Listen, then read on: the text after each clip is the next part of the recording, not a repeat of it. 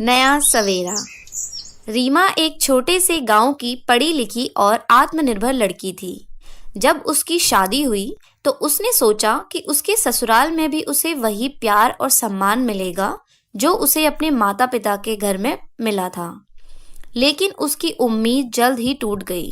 उसकी सास सुनीता देवी एक पुरानी सोच रखने वाली महिला थी। सुनीता देवी मानती थी कि बहू का काम केवल घर संभालना और सबकी सेवा करना है।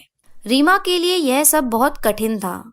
शादी के तुरंत बाद ही उसकी सास ने उससे उम्मीदें रखना शुरू कर दिया, जैसे सुबह जल्दी उठना, पूरे घर का काम करना और खुद को हर बात में दूसरों से पीछे रखना। सीमा ने अपनी पढ़ाई के बल पर नौकरी पाने का सपना देखा था, लेकिन जब उसने अपनी सास से नौकरी की बात की तो सुनीता देवी भड़क उठी। हमारे घर की बहू बाहर काम नहीं करेगी, यह हमारे परिवार की इज्जत के खिलाफ है।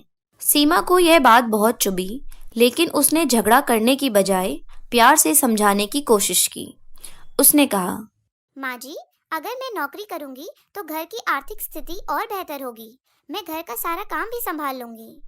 लेकिन सुनीता देवी नहीं मानी। उसने सीमा पर कई तरह की पाबंदियां लगा दी। उसके दोस्तों से मिलने पर रोक, बाहर जाने पर रोक, यहाँ तक कि उसके मायके जाने पर भी सवाल उठने लगे। वहीं सीमा ने सास के व्यवहार को चुनौती देने के बजाय सहनशीलता और धैर्य से काम लिया।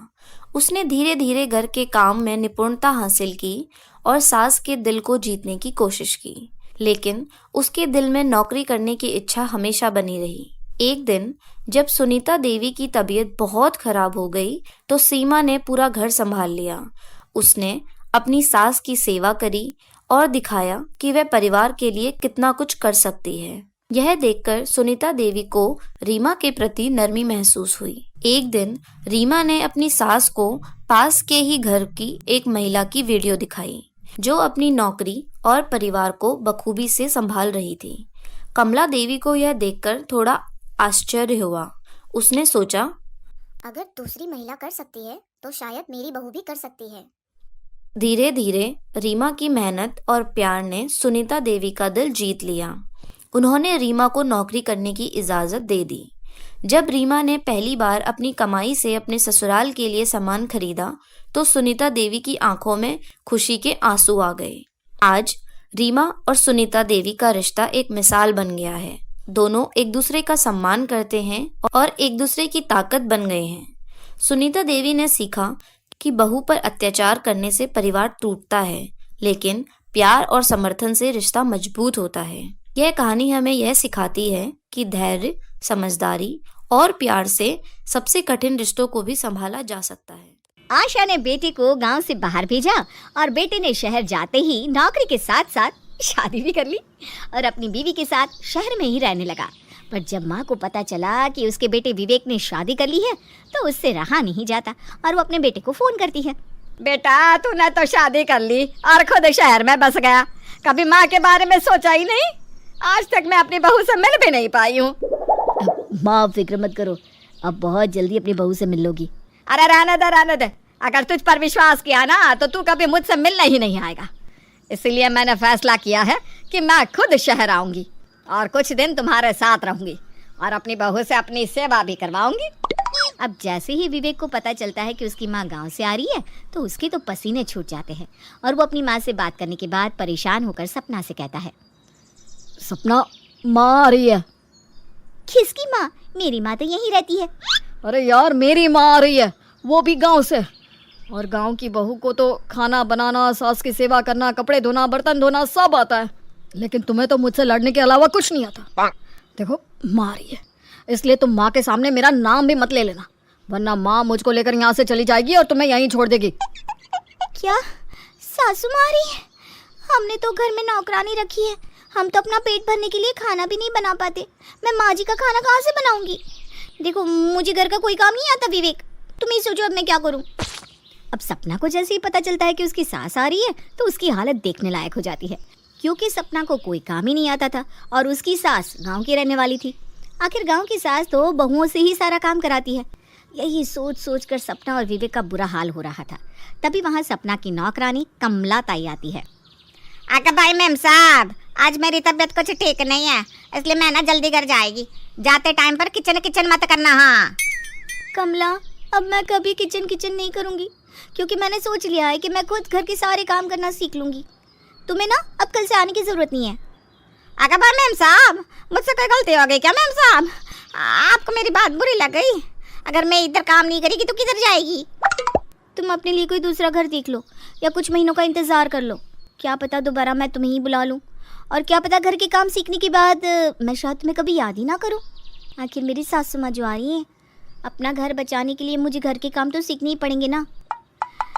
तुमने घर का काम वैसे बहुत अच्छा किया मेरे लिए, अब जाओ और कल से मत आना। हाँ, इतना बोलकर सपना अपने पास वाली पड़ोसन के घर जाती है और अपनी दुख भरी कहानी उसे बताती है। विनीता यार, अब तू ही कुछ कर सकती है। तू तो एक परफेक्ट बहू है जो अपनी सास, ससुर, पति, बच्चे, ननद सबको संभालना अच्छे से जानती है। मैं तो यहाँ अपने पति को ही नहीं संभाल पाती, सास को कैसे संभालूंगी? और मेरी सास ना गांव से है, अगर मुझसे एक भी गलती हुई तो कहीं विवेक को लेकर अपने साथ ना चले जाए। मैं कितना ही क्यों ना लड़ लूं, पर मुझे विवेक के साथ ही रहना है। सास के आने का इतना डर किसी के अंदर मैं पहली बार देख रही हूँ। अरे पर तू फिक्र मत कर, तू ना बिल्कुल सही घर में आई है। मैं तुझे घर का एक एक काम करना सिखा दूंगी, छोटी से छोटी, बड़ी से बड़ी हर चीज़ मैं तुझे चुटकियों में सिखा दूंगी। विनीता की बात सुनकर सपना का डर थोड़ा कम होता है और उसकी परेशानी भी अब कम हो जाती है। अब अगले ही दिन से विनीता सपना के घर जाकर उसे घर की साफ सफाई करना सिखाती है। माफ़ करना सपना, लेट हो गई, पर क्या करूँ, मेरे घर में भी तो काम रहता है ना। पर तेरे घर को देखकर तो लग ही नहीं रहा कि तूने किसी भी काम को हाथ लगाया है। अगर मैं घर के काम खुद करना जानती तो तुझे थोड़ी ना बुलाती। अब जल्दी से बता कैसे क्या करना है। विनीता सपना को सबसे पहले झाड़ू लगाना और घर की सफाई करना सिखाती है। कुछ देर बाद पोछा लगाना, और इस तरह से अब कभी विनीता सपना के घर जाकर उसे काम सिखाती तो कभी सपना खुद विनीता के घर जाकर काम सीखती। अरे वाह सपना, तुम तो बहुत कम दिनों में सारा काम सीख गई हो। अब जब तुम्हारी सास आएगी ना तो तुमसे बड़ी खुश हो जाएगी। यही तो चाहिए, अगले हफ्ते ही मेरी सास आ रही है। वैसे सब कुछ अच्छे से हो जाए और मेरी सास को ना शिकायत का कोई मौका ना मिले। सपना बहुत खुश थी ये सोचकर कि उसे घर का सारा काम करना आ चुका था। और अगले हफ्ते जैसे ही आशा अपने बहू के घर आती है तो सपना अपनी सास को खुश करने के लिए घर के कामों में लग जाती है और अकेली ही सुबह से शाम तक घर के काम करती और अपनी सास की सेवा भी। माँ जी, आज मैंने आपकी पसंद का खाना बनाया है। विवेक जी ने मुझे बताया था आपको खाने में क्या पसंद है, और ये खाना खाने के बाद मैं आपको आपकी दवाई दे दूँगी, उसे आप ना दूध के साथ ले लेना। हाँ बहू, मैं खा लूँगी दवाई और खाना भी, पर पहले विवेक को भी तो आने दे, फिर सब साथ में खाएंगे। ठीक है, जैसा आप कहें। वैसे विवेक जी ना थोड़ा लेट आएंगे। अरे कोई बात नहीं बहू, मैं अपने बेटे विवेक का इंतज़ार करने के लिए तैयार हूँ। अब आशा विवेक के आने का इंतज़ार करती है और विवेक के आने के बाद पूरा परिवार एक साथ बैठकर खाना खाता है। खाना खाने के बाद विवेक अपने कमरे में आराम करने के लिए चला जाता है, पर सपना सोने से पहले सारे बर्तन और रसोई की सफाई करने लगती है। ये देखकर आशा को बहुत गुस्सा आता है, पर वो कुछ नहीं कहती।